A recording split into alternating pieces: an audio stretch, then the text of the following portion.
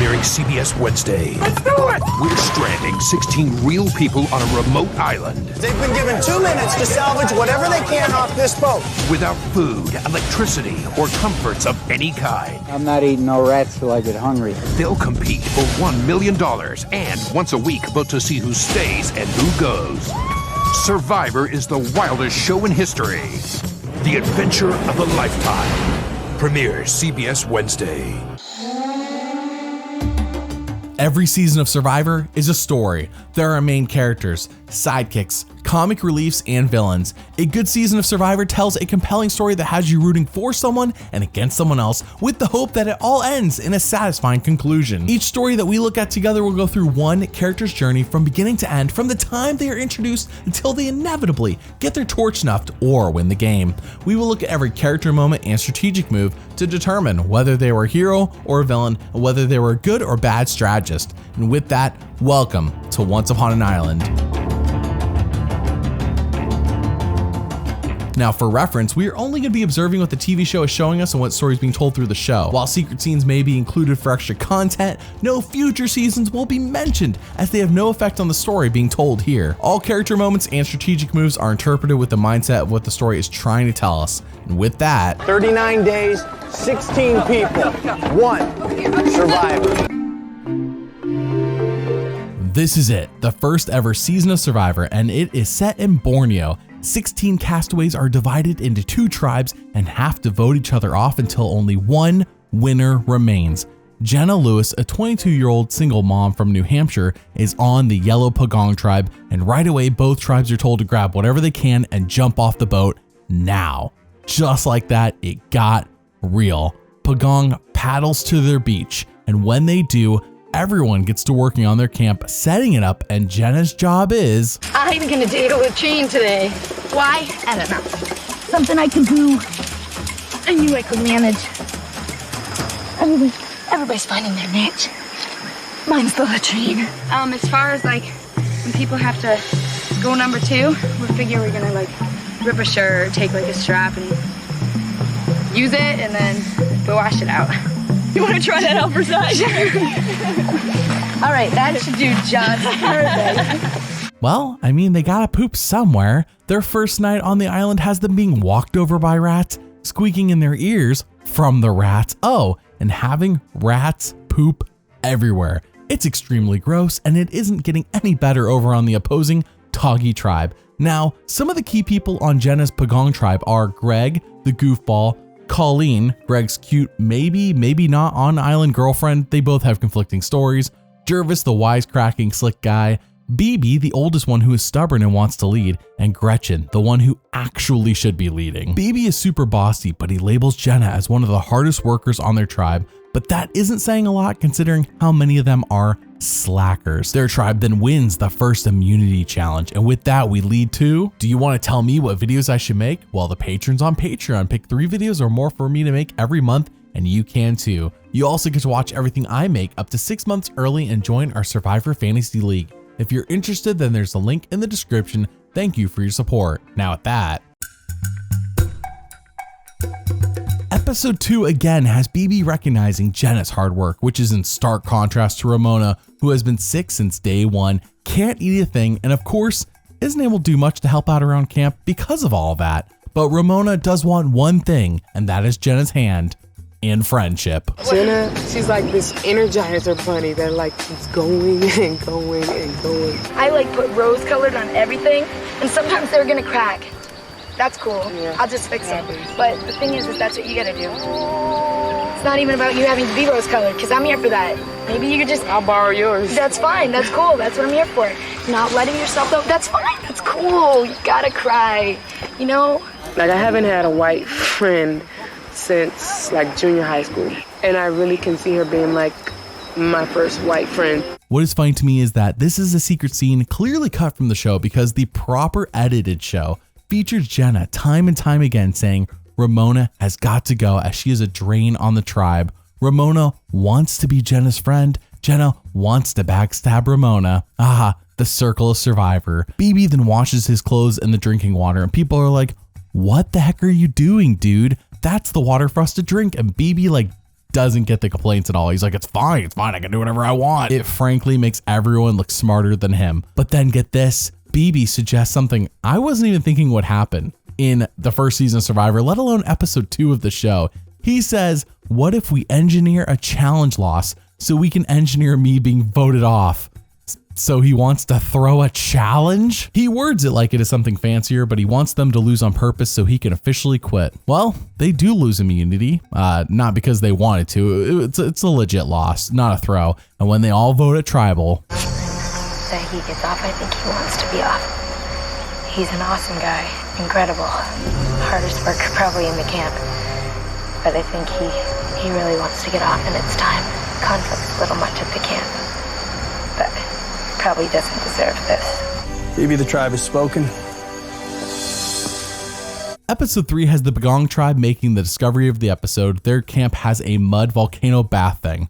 Awesome. While they bathe in the mud, they are shown as the fun, goofing off tribe, while Toggy is the all-work, no-play tribe. Boo Toggy. Pagoooooong then wins immunity, and in episode 4, the goofing off Pagoooooong tribe loses the reward challenge because they made their SOS symbol into a smiley face, which indicates that they're happy and they don't need to be saved. But in positive news, Ramona is feeling better. She's doing work around camp, and Jenna says Ramona may have changed her work ethic, but she hasn't changed her attitude. She has got to go. Okay, geez, Jenna. Her and Gretchen caused their tribe to lose immunity, meaning Jenna and Gretchen. Back at camp, Jervis says, I wouldn't mind Jenna going. She talks so much. She annoys me greatly. This seems reasonable. Jenna talks a lot, and I do mean a lot. There is nary a scene where she is present and isn't talking in the background. But at Tribal, when the host Jeff prods Jenna on what it's like to vote someone out of this game, Jenna says it feels a lot like we're removing a family member and it's weakening our tribe. So they all vote, and because even though she tried to redeem herself, a little too late. The tribe has spoken. Episode 5 starts off a bit somber as Pagoooooong is feeling down after having to vote off Ramona. I want to point out that it was not this way after they engineered BB's quit by voting him off, but then the first annual weapons challenge happens and Pagoooooong wins 3 chickens that Jervis and Jenna name breakfast, lunch, and dinner. But I want to go back to what Jeff said. This is the first annual weapon challenge. People who have watched future seasons, we need to look into this. Is this actually an annual thing? I know Jeff doesn't say it's an annual thing every time it happens, but is there at least one weapons challenge a year? Let me know, we gotta look into this. But with BB gone, you would think Gretchen would be the new leader of the tribe, but instead it has become Greg. Really, it's become Greg. All right, who did it? Who did it? Who counted that chicken before it hatched? Listen. Who counted the chicken? I'm not kidding around anymore. Who counted it? Yours. Who counted the chickens? You counted it. I told you. You counted it. Come on. God. My mom wasn't kidding. She said, don't count the chickens before they hatch. Mom's always right. Don't count them before they hatch. That's Greg. He doesn't want to be the leader and should not be the leader. Pagoooooong gets tree mail, which indicates the next immunity challenge will be very water focused. And Jervis goes, crap, I can't swim. Oh man, I mean, this is kind of the wrong show to go on if you can't swim. But Jenna takes a much more positive approach when she says everyone on the tribe has a weakness. We just need to overcome each of these weaknesses as a tribe. It's fine. And heck, I guess it is fine as they win immunity anyways. And then in episode 6, a lot of strange things occur. You see, over on Toggy, Sue says we're having a Pagoooooong type of day where we sit around and do nothing. What? Then Kelly references Pagoooooong going into the mud volcano and being lazy. What in the world are they talking about? How do they know this information? Well, as a super fan who has way overanalyzed 25 years of the show, I can tell you that it is highly likely that this information was revealed when Jeff talks to the tribes before each challenge and asks them questions. But nothing that we have seen on the show has indicated that Toggy should know this information. Like, we have not seen these questions asked and answered. Therefore, it's like, where did they get this information from? Sue then says, when we merge, Greg, Jenna, and Jervis are at the top of our hit list. Dang. We then learn that Joel and Jervis are a bit chauvinistic, as apparently both, or maybe one of them, that part's not made super clear, say that the women are only one step above cows in terms of intelligence. Yeah, they said that in front of the women. Their tribe loses immunity, and it becomes clear that either Joel or Jervis are going to be voted off next. Gretchen says when the women vote tonight, we moo. So they all vote, and It's time, and he's a little too condescending towards us ladies. Moo. Joel, tribe has spoken.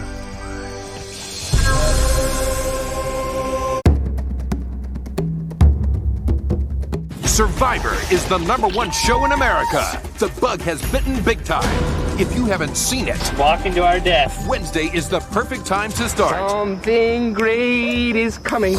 Rumors are beginning to fly. There is no romance. It's all about sex. That way you can eat more dirt, because you looking like hell. Time magazine calls Survivor TV's biggest success. Yes. Who will be forced off the island next? It's time for you to go, bud. All new Survivor, CBS Wednesday. Episode 7 sees the merge incoming with a meeting between one member of each tribe to decide on the matter of which camp to live at and what to name their tribe. Jenna represents Pagoooooong, and while visiting Toggy's camp, she is blown away, as she should be. The All-Work tribe has a better camp. What are the odds? But then Jenna drops a bomb that cannot be explained away like I did prior, as she says, Let's see, rumors that I've heard that you guys are plotting an alliance against us, divide and conquer sort of thing. Really? That's the big one. Jenna's sincere. I believe Jenna's She is sincere, and I sincere. think Gretchen's sincere. But Jenna is young and not a mature young like you. She's young. It's Yeah, just she's Babylon. young, It's, flaky. I wanted to come across as a strong young mom because I think they're often portrayed as victims of circumstance. And wanted to be a good role model for my girls when they get older. She wants to be proud for her children and proud She's for your happy. children. Win. She's just really happy show to your be here. show your girls what it's about and how to win. I mean, let's be real. Production is straight up telling their tribe what is happening at each camp. The show gets sued after the season, by the way, by Stacey Stillman, again another video I've made. And magically, these issues are no longer present in seasons past season 1, but here in season 1, production is messy in a bad way. Jenna then has an overnight stay with Sean, a man 8 years older than her 22-year-old self, that comes with food, wine, and beds. And Jenna says clearly the show wants us to be romantic, but there's no spark here with Dr. Sean. They decide to name their tribe Ratana and to live at the Toggy camp. Upon arriving at the Toggy camp, Rudy is annoyed he has to feed more people. I love Rudy. That first night is a lot of talk about sex and things people did outside of marriage, and Rudy says, if we talked about these things in the Navy, then we would have been court-martialed. Do you need an example of what they're talking about? Well, cover your ears if you're young, because Jenna talks about potentially doing it with 2 ladies. Richard apparently is into Greg, and Greg may have done orgies, amongst other things said. I think I'm on Rudy's side. This is a bit much. Greg wins immunity, and while Pagoooooong talked about possibly voting together since there are 5 people in each tribe, they ultimately decide not to, as Gretchen nor Greg are interested. So they all vote at tribal, and Jenna. Colleen. Rudy.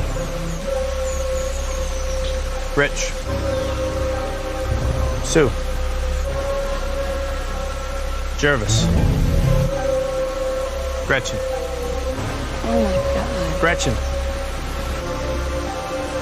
Gretchen. Oh my God. Tribe has spoken.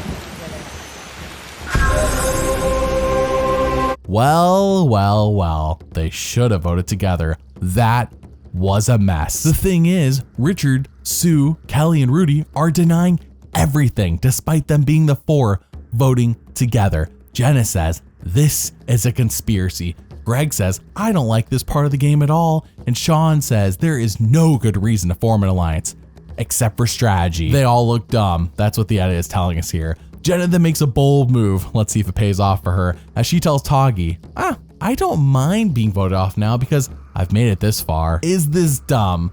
Of course. Is there some logic behind it? Kind of, because when she says it, the Toggy players assure her that the men are going before any of the women. Are they being truthful? We shall see. Sue then says maybe Jenna isn't as annoying as I originally thought, but she still talks a lot. I mean, you gotta take the compliments where you get them, you know? Next is the reward challenge, which sees Greg win, and he gets a tape from his sister implying they have a sexual relationship. Hello. Again, I think I'm on Rudy's side. But then comes the worst news for Jenna. Well, it breaks my heart to say this, Jenna. Oh, don't. We never received a tape back. And I'm really sorry. I can't imagine anybody missing their kids more than I do every night. Miss my beauties.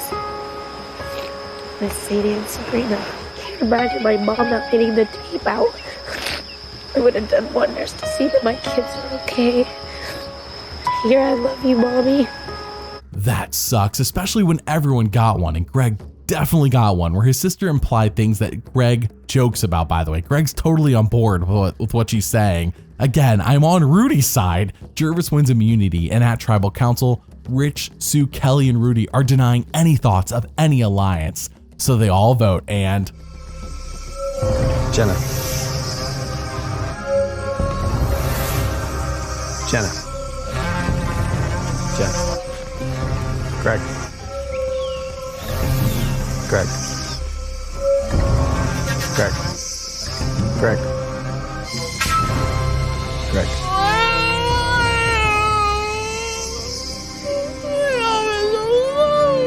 Greg, the tribe has spoken. I believed him for a minute. There is definitely an alliance, obviously.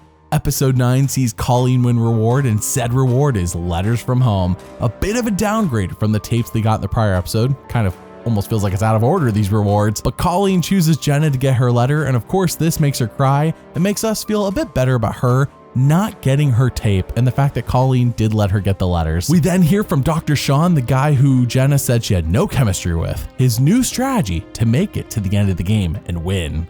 Well, the way I figure, like, my votes, you know, are going to go alphabetical. So today's Jenna. If I'm going to be the swing vote, which I don't think I will be, then I won't vote for her, obviously. Sean! Yeah, did you know that we're going by Zelda now? Why? Why do you want that? Alphabetical reasons. I'm going in alphabetical order. Jenna is next, and maybe Jenna will win it and get out of the order. I know it's nice that if you win immunity, you get skipped, and then you never get in the rotation. Like, oh, you're out of the rotation? Jerv's out of the rotation. Oh, so I'm next. Yeah. Bruh. I mean, I have made a video all about the alphabet strategy, but basically, let's distill this down. I think Dr. Sean found a way to target the Pagoooooong people first without looking like a bad guy, and Jenna is next. Rudy wins immunity, and then he sees the younger women wearing capes and holding hands, and he thinks to himself, this must be the lesbianism he has heard so much about, but he isn't quite sure. My gosh. But finally it happens. Jervis, Jenna, and Colleen agree to vote with each other. I know they have an alliance. It's far too late, but at least they're trying. Jenna says, happy birthday, Richard. We're voting you off next. You and what army, Jenna? It is 4 versus 3, and Dr. Sean's the wild card voting for you. So they all vote at Tribal, and... Rich. Jenna. Rich. Jenna. Rich. Jenna. The last vote. Jay or Jenna? Jenna, the tribe has spoken.